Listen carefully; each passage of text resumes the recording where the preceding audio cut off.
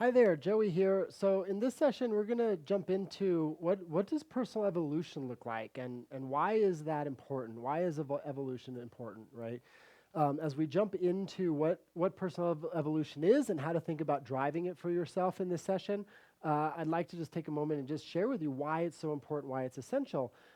When I work with people, which I've done now for over 20 years, thousands of people that I've trained inside the art of personal evolution, right, or what I call personal mastery, is people who are evolving in their life are fulfilled, right? They're inspired, they're passionate.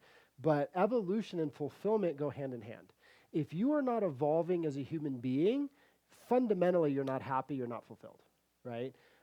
Individuals who suffer, when I look at people who live with pain, right, they really are suffering in life. Um, they're not evolving, right? You can almost always see that dynamic going on with somebody who wakes up and they struggle day after day after day after day after day. Is a lot of times they're just spinning their wheels, right? They're going through the motions of life. They're not growing as a person. Their life is not changing. And so in order to be fulfilled, in order to be happy, you must evolve and you must drive that process. There's no ifs, ands, or buts about it. There's not a person on the other side that I've ever met who I would consider to be fulfilled, happy, joyful, in relationship to who they are in their life, and they're not growing, right? In the individual who is fulfilled and they're happy, they are evolving in some way, shape, or form, right? Now, that might look different between person and person, but you really can see a pretty consistent theme where individuals who thrive are evolving. People who are joyful, those are who are fulfilled, they are evolving, they are growing. And those who are not, those who suffer, those who struggle, are typically not growing, they're not evolving. And so that doesn't mean that if we're evolving, we never experience pain. Like we do, it's temporary, right? There is a component of discomfort as it pertains to growth and evolution. But what I'm talking about is the individuals that wake up to the same day every day. If you wake up to the same day every day, you're not going to be very happy and fulfilled. That's where we just start getting through life.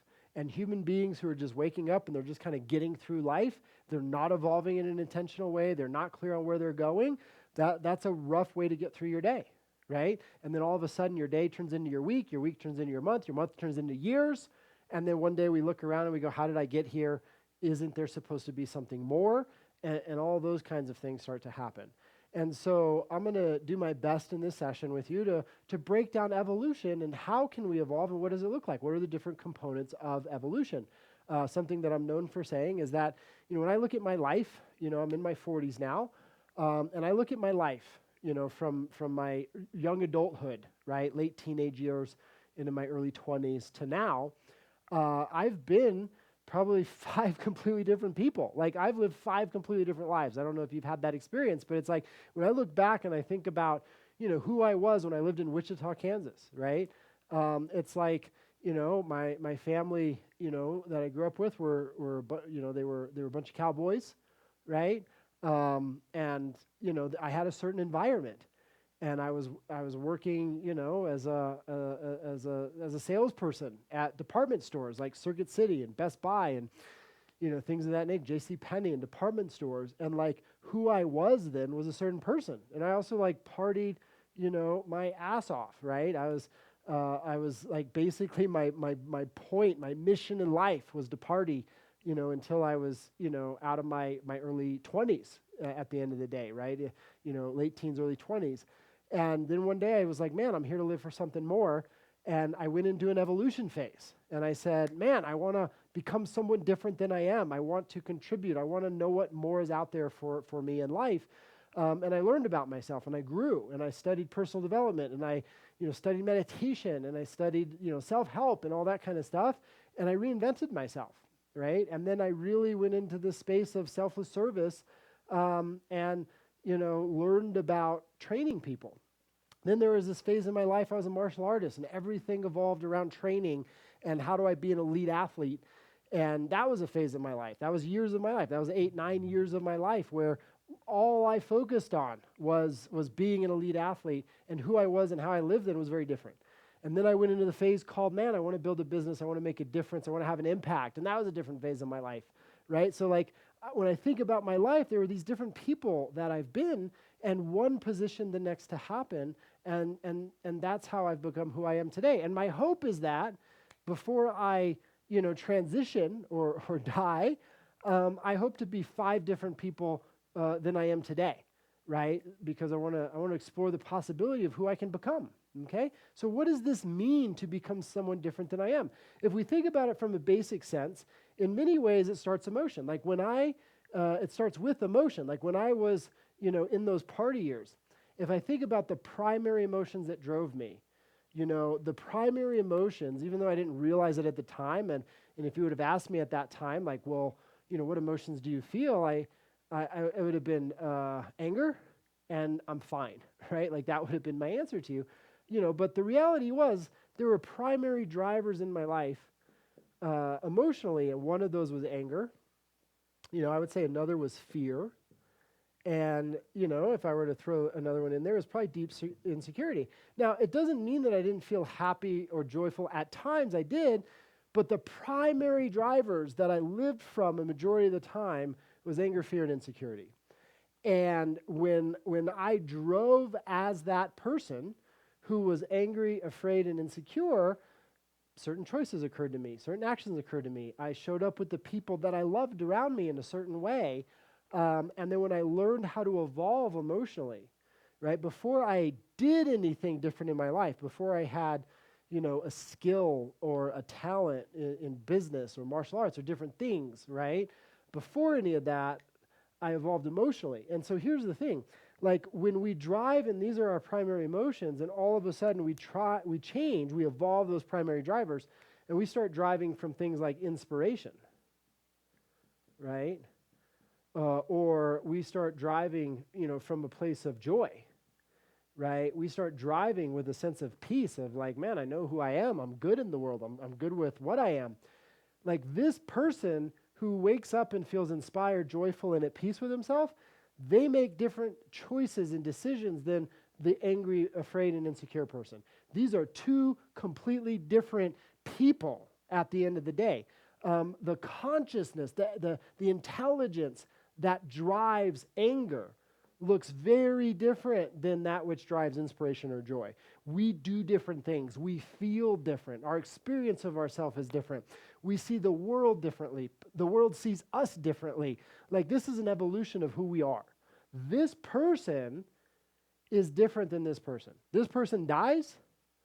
This person has to, in many ways, die and cease to exist for us to become this person. So that's evolution, right?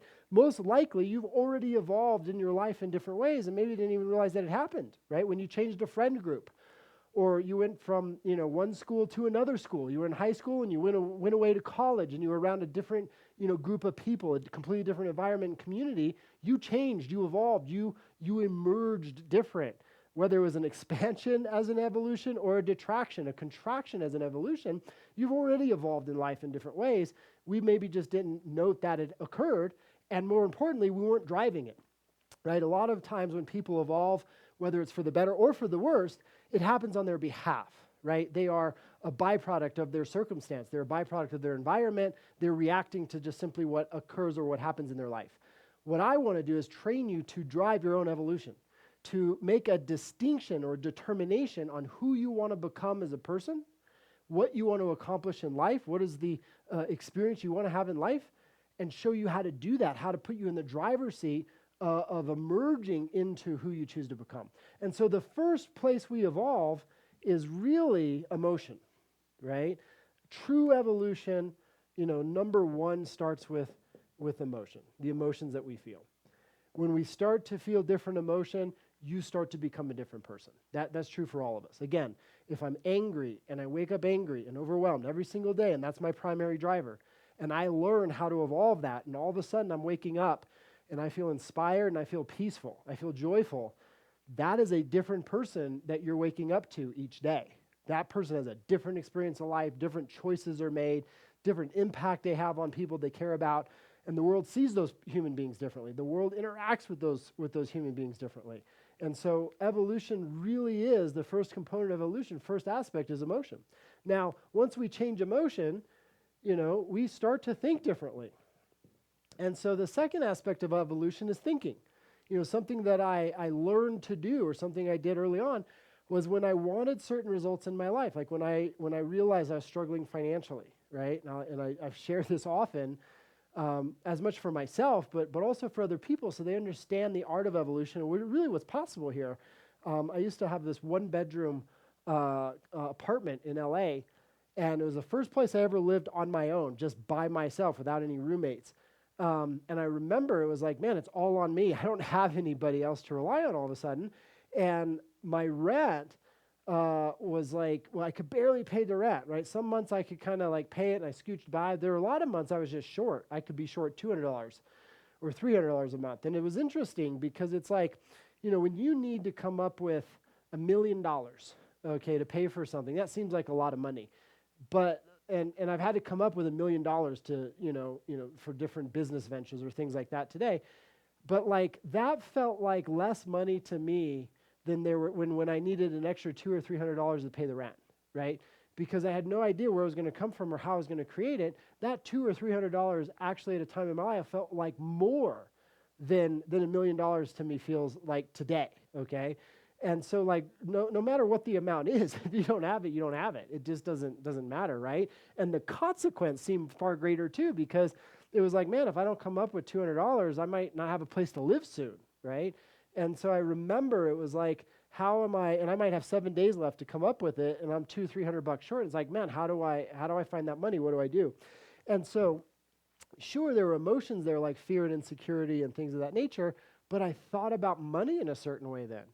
And I remember I said, man, I need to change my financial reality. And I started reading documentaries or books who were written by wealthy people about wealth. And what I realized after I read maybe 20 or 30 different books on wealth is like no matter who the person was, a man or a woman, if they were a multi-millionaire, if they were extremely wealthy, they had the same thoughts about money. They had some consistent beliefs to one another about money. And even though I didn't have money at the time, I started actively thinking or relating to the same thoughts and the same beliefs and the same concepts that these wealthy human beings had written in their books, right? Like the amount of money I earn is relative to the value I produce. So if I want to make more money, I provide more value. I make money easily and effortlessly. The amount of money I make is not relative to how hard I work, but how well I invest and how well I manage my money. So I need to learn to manage my money well. These were ideas that were so foreign to me at the time that I forced myself to think about. I forced myself to reflect on. I forced myself to think them even when I didn't believe those thoughts. Like I say in Power of Focus often, right? The way we adopt a belief to become real and true for us is we think it over and over again, even if it doesn't occur real and true for us at a time, right? And so evolution happens at a mental level. We have to be willing to let go of our false beliefs or our preconceived notions or the ideas that we have about ourselves and the world and how things are that are not producing the results that we want to get. And we have to be willing to let those go and adopt new ideas in order to produce the results that we deserve to have and the results that we aspire to create and fulfill. And if we're not willing to do that, then we're not willing to evolve. Life isn't going to change for us. Just because we think things are a certain way doesn't make it that way. But we will answer to the byproduct of our thinking as though it was real. Another way to say that is you can make the imagined life real by way of what you think. You can make the imagined life real by way of what you think. So if you think life is going to be a struggle and I'm never going to have money and I hate the world and everything is terrible, you can make that real. You can create that as your experience and you can really define that as your reality. You can also change your thoughts and go, man, the world's a pretty awesome place. And I've got lots of opportunities available to me. And I'm going to go out and I'm going to capitalize on those opportunities and I'm going to reinvent myself. And the world really is here to support me, right? And I love the people in my life and I got all this amazingness around me. And you can actively force the mind to start thinking differently, and guess what? You're going to prove yourself right in that regard too. So for me, it's not, is my belief real or true? It's, does the constructs that I have in the mind give me access to the life that I want to live and the experience of life that I truly desire to have? If they do, I'm on track. If not, it's time for me to evolve my thinking. And so evolution starts as emotion, then evolution takes place inside of thought, and then the third place where evolution happens is by way of the actions that we take, right? The micro actions that we take. And what I mean by evolution begins with action is like, it doesn't seem like a big deal, but let's say I wake up tomorrow and the only thing I eat is processed food and sugar, and I'm chugging Red Bull, Coca-Cola, and I finish off the night with 3 or 4 drinks every night, right? And I don't work out. I sit in front of the TV 4 hours a night, and that's my routine of being. That's my action. Well, that action is going to translate to certain results. As soon as I change my action, I evolve. And I immediately begin to answer to different results that are going to compound on my behalf over time. If I wake up tomorrow and I go, you know what, I'm not going to eat that way anymore. I'm gonna eat healthy, live, vibrant food, right? I'm gonna have whole foods. I'm gonna have fruit. I'm gonna have vegetables. I'm gonna treat my body differently tomorrow. And I do that, and I eat 3 meals, and they're all pretty healthy. I don't really notice it right away, right? Nothing has fundamentally changed in my life by way of that action that I take one time. Okay, if you eat 1 salad, you're not gonna lose 50 pounds, right? Your life doesn't change. But if you eat salad and all of a sudden it becomes a daily event, and you drink water instead of soda, and you start executing on different actions, all of a sudden those actions start compounding over time, and you evolve as a physical human being. All of a sudden you evolve physically, as an example. You have more energy. You have more clarity of mind. You experience strength, and you experience a different flexibility and capacity within the body than maybe you've never had before, okay? Think of it this way. If you've never been an athlete, okay, you've never been in really great shape, you have no idea what the experience is like. You can see other people in shape. You can see different people engaging in sports or different people who are fit. But if you've never been fit, you actually don't know what fitness is like, right? And then on the other side of the spectrum, for me, I started off young and very active, and I was always in sports, and my family always did, active things like water skiing and things of that nature. And so I was always fit. And then one day, I moved from LA. I quit doing martial arts after my 3rd world championship, and I decided I was done with that. And I moved to Colorado, and I met a girl, and I started eating food, and I stopped working out, and I gained a lot of weight, right? I gained I think it was almost 30, almost 40 pounds, right? I weighed 172 was my competition weight, and I was up at just about 200 is when it hit me, and I was like, I've never been 200 pounds in my entire life, right? So I basically gained 30 pounds, lost a bunch of muscle, okay? So I probably gained more like 40 pounds of fat, and I was, for the first time in my life, out of shape. I've never experienced myself out of shape before, and I remember I went to work out, and it hurt so bad. Like, I had so much compassion for people who are out of shape who now want to get in shape that I never had before because I never had that experience. So that wasn't a great evolution, right? When I kind of digressed that way, or digress that way, whatever. But all of a sudden I had the experience for the first time in my life of fundamentally being really out of shape and kind of unhealthy, and what it was like to get back in shape, right? And so it works that way too. But the point is, if you've never had that experience, we don't really know what it's going to be like until we get there. So that's an evolution, okay? When we reinvent ourselves physically, that can be an evolution.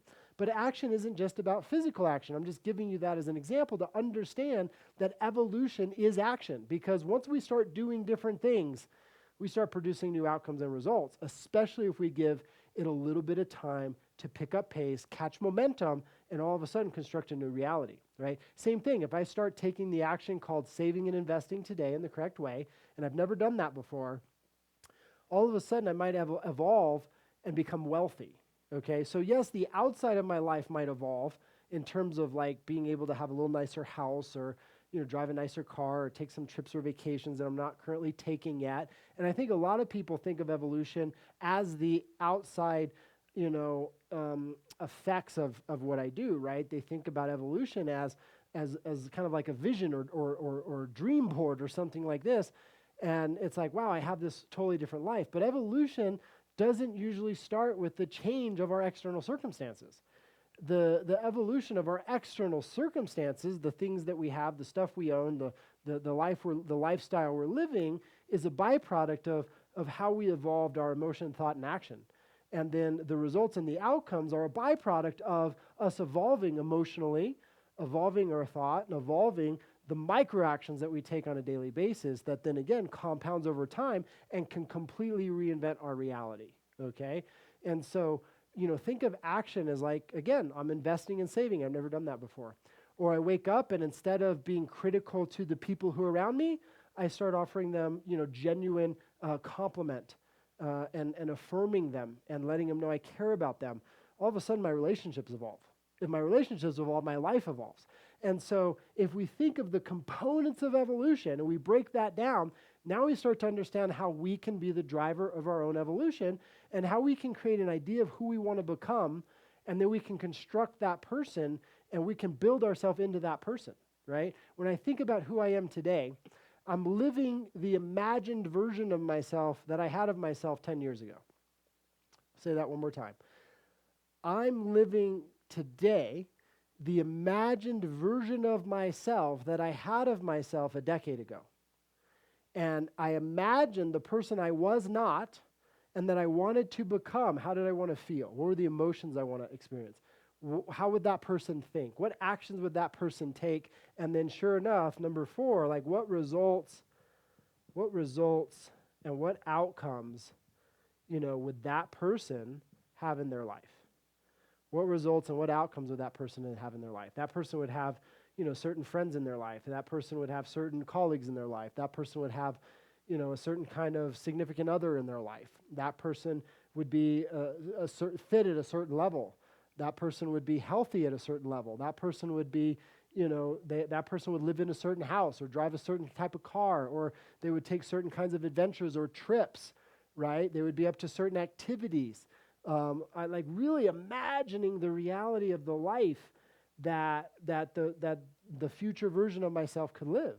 And if the more clear we can become about the future self we want to emerge into or we want to evolve into, and we imagine the life that we want to be living, and we go out 10 years, like I just said, all of a sudden that gives us a lot of time to train these different elements of evolution, emotion, thought, action, results, and outcome, and gives us plenty of time to harness the power of a compounding effect where our emotions that we feel build energy and grow, the thoughts that we're thinking build energy, grow, the actions we're taking build energy and grow, and all of a sudden the results that are possible over time are extraordinary relative to what we could do in a week or two, right? If I thought, who do I want to become in 2 weeks? Like, we could change ourselves. We could evolve in 2 weeks for sure. We could reinvent ourselves in some ways.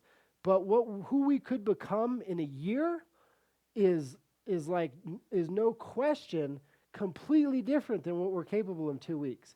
And if we can, learn how to go out a decade and go, man, who do I want to become and what's the life I want to live 10 years from now, that gives us a lot of time and energy to leverage and focus over time if we learn the art of that and how to do so in an empowering and concise and focused way. And that's, what I train people to do. Like that's what my whole life is about, is how do we name the life we want to create and then go out and create it? Who do we want to become and then go out and become it? And then take an assessment of who we've become and the life that we're living and go, great, what do I want to do next? Who do I want to become next? What do I want to create next? So that when you get to the end of your life, you look around and you go, I love the life I lived. I loved everything about it, right? I lived it all out and I left no stone unturned, and I'm completely fulfilled, right? And the only way to get to the end of one's life and be able to go, I love the life I lived, I'm 100% fulfilled, is to truly live the journey, direct your journey and design it, and make sure that you're creating the life and the vision of life that you have for yourself, as opposed to getting through the day, going through the motions, or worst case, living for somebody else, living somebody else's life through you. That's going to be a tough road, right? And so hopefully this has made this idea of evolution, a bit practical, so that we really understand, how do we drive this thing called evolution and really reinvent ourselves in the way that's possible. We could also say this is a path of mastery, right? And so what emotions am I experiencing? What emotions would I like to know? That's an evolution. What thoughts am I thinking? What beliefs or thoughts do I need to take on, or could I take on, that would up-level who I am today and create different outcomes, results?